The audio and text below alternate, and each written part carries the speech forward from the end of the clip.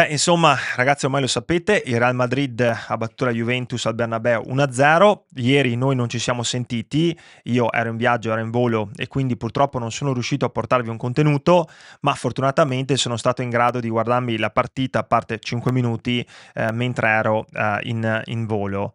È chiaro che è più facile fare un contenuto il giorno dopo a mente fredda, è più difficile farlo quando c'è ancora l'adrenalina lì del post partita, e oggi però mi sento di andare un po' controcorrente perché ho avuto l'opportunità di ascoltare altri youtuber, di leggere i soliti giornali e credo che se siamo arrivati ad applaudire l'impegno, allora è come essere soddisfatti di un dipendente che semplicemente si presenta sul posto del lavoro. Cioè, qualcuno che sta facendo il minimo indispensabile, la Juventus sta facendo il minimo sindacale. Io cerco sempre di guardare i dati e i dati in questo momento parlano chiaro. Ci sono 7 partite senza vittorie, 2 sconfitte di fila, 3 gare in cui non vai a segno e una classifica Champions che ad oggi ci vedrebbe fuori dai playoff. Se finisse domani noi saremo a casa con le nostre valigie. Comunque, prima di iniziare come al solito ad entrarci in questo contenuto, vi invito a iscrivervi al canale, vi ricordo che è completamente gratuito, ma poi soprattutto ragazzi lasciate un mi piace e un commento, anche perché se magari voi siete soddisfatti, quindi la vedete in maniera diversa, ditemi il perché, fatemi sapere come mai si può essere soddisfatti dopo una sconfitta, anche perché io non voglio essere troppo polemico. Se mi seguite lo sapete, cerco sempre di essere abbastanza equilibrato, però non pensavo che tifando Juventus o tifando comunque una delle grandi del calcio mondiale, si potesse essere soddisfatti dopo una sconfitta. E si è soddisfatti semplicemente perché non si è presa la goleada, cioè questo mi sembra un discorso abbastanza mediocre. Se si vuole uscire dalla mediocrità bisogna cambiare e tornare alla mentalità di una volta, anche perché il Real che abbiamo visto ieri è stato tutto fuorché irresistibile, non è il Real dei Galacticos. Certo ha dei grandi giocatori, però ieri aveva una difesa sperimentale, gli mancavano un sacco di calciatori importanti e ha lasciato praterie enormi, giocando con una difesa altissima, la famosa difesa killer che ogni tanto vediamo utilizzare dal Real, ogni tanto anche dal Barça, eppure noi non siamo stati in grado di fare male. Ehm, Ci sta, si possono anche impostare, scusate, le partite difensive. La Juventus ha vinto gli scudetti in quella maniera, però e da quel punto di vista, tra l'altro, io capisco anche come Tudor abbia impostato la gara, ci sta e posso veramente dargli magari anche come si dice, fiducia da quel punto di vista, però se decidi di difenderti e ripartire, allora devi sapere perfettamente cosa fare quando poi la palla la recuperi e ce l'hai tra i piedi. La Juventus invece sembra che quando la palla non solo non sa cosa fare, ma ieri in alcuni momenti sembrava sorpresa di avere la palla. Cioè diceva quasi, ma come adesso è il mio turno, tocca a me a fare qualcosa, non sono qua ad aspettare come ho fatto per tutta la partita. E poco importa in realtà se Vlahovic si mangia quel gol davanti al portiere. Capisco che molti diranno, beh, se hai giocato a calcio lo sai che con 50 metri di corsa poi arrivare lì arrivi spompo, ci sta. Però ragazzi c'è sempre una scusa, uno arriva spompo, uno arriva stanco, quell'altro ha giocato in nazionale. Ragazzi i gol vanno segnati perché poi Openda fa la stessa identica cosa, anzi quella di Openda è ancora più semplice perché lui non arriva da 50 metri di corsa, arriva da una situazione dove lui non vuole tirare, David non vuole tirare, Openda non vuole tirare, quindi continuiamo a fare avanti e indietro e in realtà poi alla fine cosa succede? Il tiro viene ribattuto e la partita finisce 1-0. Poi tra l'altro credo che ci possiamo raccontare anche quello che vogliamo, ma se il migliore in campo è il portiere, perché ieri il migliore in campo è stato Di Gregorio con tre parate fondamentali. Courtois ha fatto il suo senza dubbio, ma sicuramente Di Gregorio, visti anche i non so quanti 18-20 tiri in porta del Real Madrid, penso che abbia dimostrato che il portiere è l'ultimo dei nostri problemi e se il portiere, ripeto, è il migliore in campo, credo che forse i problemi stiano da un'altra parte. La Juve, per quanto possiamo raccontarci quello che vogliamo, ieri torna a casa ancora sconfitta. E se non vince domenica contro la Lazio, si eguaglia la striscia negativa di Ranieri del 2009 con 8 risultati consecutivi senza una vittoria. E penso che i calendari, come dice Tudor, non c'entrino nulla, ma non c'entrano nemmeno gli avversari in questo momento qua. Il problema siamo noi, il problema è la Juve e la sua mentalità e come scende in campo e con la voglia con la quale entra in campo. Perché abbiamo perso completamente la fame di vincere. Se hai fame, ti butti su quella palla di Yildiz che attraversa tutta l'area di rigore a un minuto prima di poi andare a subire il gol. Invece Dusan su quella palla lì rimane a guardare, è proprio il fotogramma della storia della Juventus degli ultimi anni.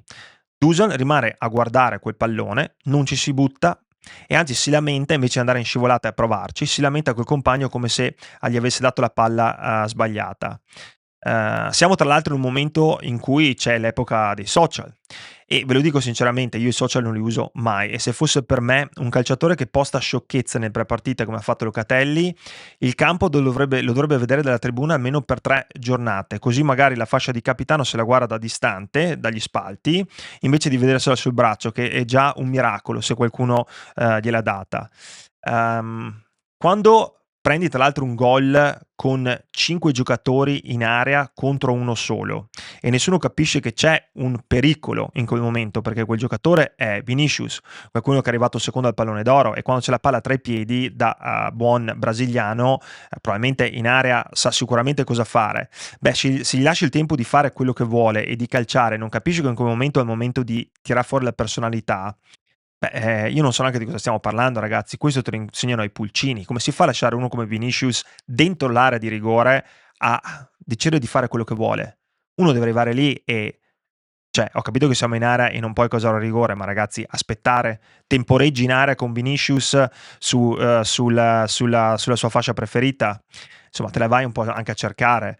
Non possiamo paragonare questa Juventus a quella del passato, non ha senso. Io sono anche stufo di sentirlo dirlo. La Juventus una volta era, sì, ma la Juventus non è più quella lì non esiste più. Cioè, come andare a prendersi come si dice, gli album delle foto e guardare quando si giocava a calcio, non so, negli esordienti, nei pulcini o negli allievi, dove volete, e poi rendersi conto che si ha 40 anni e domani si va a giocare la partita con gli over 40. Quello lì è il passato non torna più e ci può essere un futuro diverso. Questa Juve va ricostruita. Però per ricostruirla non servono i capitani che vanno sui social a postare delle stupidaggini, ma non servono nemmeno gli allenatori che vanno a parlare di calendari. Calendari. Adesso parliamo di calendari, che abbiamo avuto un calendario difficile. Bisogna cambiare altre cose. Bisogna avere personalità, coraggio. Soprattutto bisogna avere la capacità di essere calciatori veri negli ultimi 30 metri quando la palla scotta ed è il momento di fare gol, di dimostrare poi che quei 12 milioni che prendi, che tu sei un top player, beh, valgono, perché altrimenti parliamo di nulla. Nel primo tempo la Juventus aveva un expected goal di 0,08, quindi vuol dire, ve lo traduco per chi con i numeri magari fa un po' più di fatica, vuol dire che se tu tiri ci deve essere qualcuno che mette la porta su ruote e la sposti così tu possa fare gol, perché 0,08 è nulla, è il nulla cosmico. Un primo tempo con 0,08 di expected goal e il 30% di possesso palla. Poi la chiudi col 0,59 e lo so che ci sono state occasioni, ne abbiamo parlato, Vlahovic, Openda, eccetera, eccetera, ma comunque il Real ne ha avuto il 2,6. Tu la partita a numeri hai fatto poco o nulla. Cioè, ho capito che adesso noi dobbiamo essere quelli positivi che pensano che l'importante ormai non è più vincere, è partecipare. Ormai l'importante la Juventus è che ci sia l'impegno, ci accontentiamo dell'impegno. E sì, era il Real Madrid, ma tu hai scelto di andare lì e non giocare la partita con un Real Madrid che era fortemente rimaneggiato. Avete visto Cambiasso? Cambiasso ha fatto delle cose nella nostra area di rigore nel secondo tempo che il mio allenatore di prima categoria si sarebbe messo le mani nei capelli. Non avrei visto il campo per un mese se mi fossi permesso in area di rigore di giochicchiare, fare i dribbling e poi perdendo palla, dove nel primo tempo avevo riso guardando il replay di Mbappé sul maxi schermo che mi aveva appena saltato. Mi cinghiava il mio allenatore, nel senso buono. Poi abbiamo Kalulu che è chiaro che non si può contestare, ma Kalulu non è un quinto. Dobbiamo smettere di mettere Kalulu come quinto e non mi interessa che si impegni, che sia lì nel momento giusto. Kalulu non è un quinto, quel ruolo lì non lo sa fare e non lo può fare. E se tu non vedi Joao Mario, il problema è tuo, te lo sei comprato, che tu lo volessi o no, non mi interessa. Ce l'hai in rosa, quello è il suo ruolo, faccelo vedere. Non può fare peggio di Kalulu. Faccelo vedere. Peggio di Kalulu non può fare. Voglio aggiungere anche una cosa, perché questa è un po' una sfida personale, ma nel calcio serve il tempo effettivo.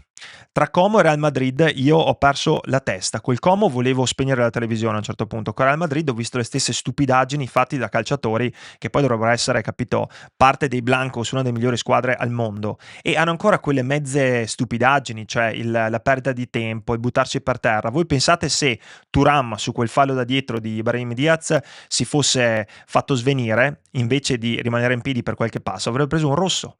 Però vedi, l'errore è quello. Perché se noi il tempo effettivo non lo vogliamo, che secondo me serve come il pane, io lo so che voi siete dei puristi, le regole del calcio non si possono mai cambiare, ma allora iniziate a tirare fuori i cartellini come se fosse pane. Ogni volta che uno perde tempo, ma non i 50 secondi del portiere che lo ammonisco dopo 3 volte, no, ti butti per terra, ti ammonisco. E dopo, io ho capito che voi dite, ma non si può mica ammonire tutti. No, inizi così. Tu inizi a ammonire tutti e inizi una nuova corrente che perdere tempo nel calcio non deve esistere. Chi mi dice no, è questione di esperienza, è una stronzata, è l'unico sport sulla terra dove esiste questa stupidata, che è la perdita di tempo. E a me piace vedere il calcio, non mi piace vedere la gente che si lega gli scarpini. Non so cosa ne pensate voi, ma magari questo susciterà un po' di commenti. Tra l'altro, io credo che questo Tudor in, Tudor out, ma questi sono gli hashtag da social che magari voi seguite, a me non interessa assolutamente nulla perché io credo che sia la società in questo momento che deve prendersi le proprie responsabilità, perché questi calciatori hanno fatto saltare l'allenatore anche l'anno scorso e ieri i calciatori erano praticamente gli stessi. Togli Rugani e Kelly è arrivato a gennaio e Rugani era in prestito, questi sono gli stessi calciatori dell'anno scorso, uguale, e si comportano uguali. Sì, ci mettono l'impegno, perdono uguale, ma sono sempre gli stessi. Contro la Lazio se non si vince, secondo me, Comoli deve prendere in mano le redini e prima di cambiare allenatore, forse è il momento di alzare la voce in francese con la squadra, perché il tempo della carota è finito. Secondo me è arrivato il tempo del bastone e se non fai vedere il bastone, poi finisce come ogni anno, negli ultimi 5 della Juventus, che ogni volta devi ricostruire. Però ragazzi, per ricostruire ci vogliono le famose palle. Senza palle non si ricostruisce nulla. Comunque, questa è un po' la mia opinione, ditemi la vostra, ci sentiamo in questi giorni, ci sarà poi anche la conferenza stampa pre-Udine, se è interessante ne parliamo, altrimenti parliamo di altro. Comunque come al solito ragazzi, forza Juve e mi raccomando, testa bassa e il metto, quello vero però. Un abbraccio.